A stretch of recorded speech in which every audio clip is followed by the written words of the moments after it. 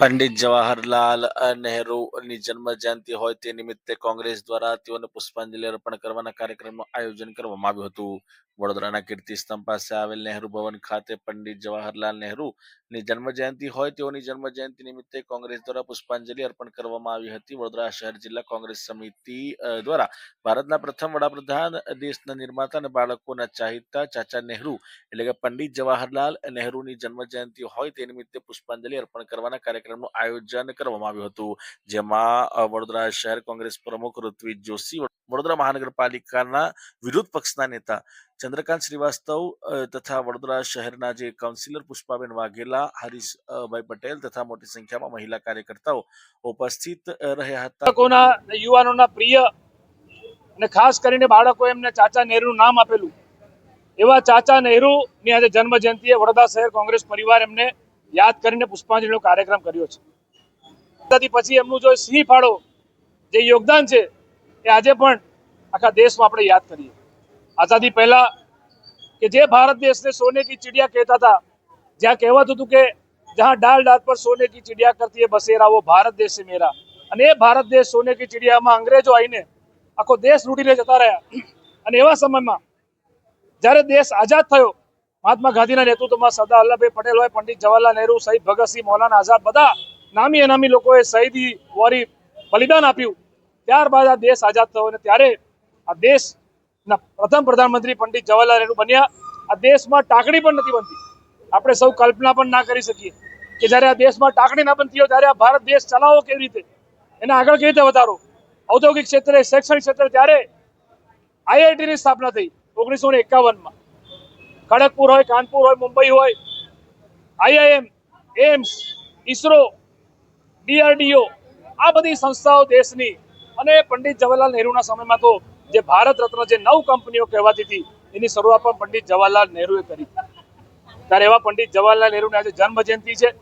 ત્યારે કોંગ્રેસ પરિવાર અમે એમને સૌ ભેગા થઈને એમને કોટી કોટી નમન કરીએ છીએ, યાદ કરીએ છીએ અને એમની દીર્ઘદ્રષ્ટિને સલામ કરીએ છીએ કે આજે પણ આ ભારત દેશની અંદર આઈઆઈટી હોય, આઈઆઈએ હોય, એમ્સ હોય, શૈક્ષણિક સંસ્થાઓ હોય, ઔદ્યોગિક સંસ્થાઓ હોય, આ તમામ ઉદ્યોગો હોય, મોટા મોટા બાંધ હોય, મોટા મોટા ડેમ હોય, આ તમામ આજે પણ ભારત દેશને, આપણે આ દેશની પ્રજાને એનો લાભ લોકો લઈ રહ્યા છે.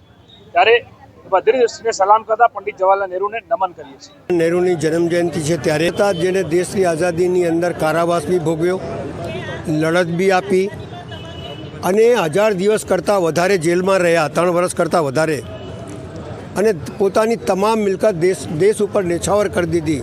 જ્યારે જન્મજયંતિ હોય ત્યારે આપણે એટલું યાદ રાખવું જોઈએ કે ક્રિટિસાઇઝ તો ગમે તે માણસને કરી શકો છો તમે, પણ એને શું આ દેશ માટે આપ્યું એ જોવાની જરૂર છે. મારું માનવું છે કે દેશની પ્રગતિની શરૂઆત જો કોઈએ કરી હોય તો એ જવાહરલાલ નહેરુ હતા. કાંકરા નંગલ ડેમ બનાવ્યું, પંચવર્ષીય યોજના લાયા, યુવાનોને કઈ રીતે ઉત્થાન કરવું એના માટે એના જુદી જુદી સંસ્થાઓ ખોલી. સવાલ એ છે કે આજના દિવસોમાં આટલા મોટા મહાન નેતાનું પણ ક્રિટિસાઇઝ કરતા ચૂકતા નથી.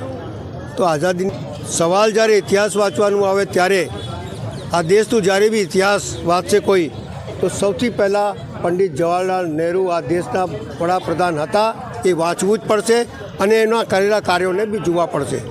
મારું માનવું છે કે કોંગ્રેસના તમામ કાર્યકર્તાઓએ, તમામ આગેવાનોએ આ દેશનો પ્રથમ પ્રધાનમંત્રી આ દેશને શું આપીને ગયા છે, શું થોટ હતી, શું વિચારધારા હતી, કઈ રીતે દેશ આગળ વધે એ એમની થોટ અને વિચારધારા હતી.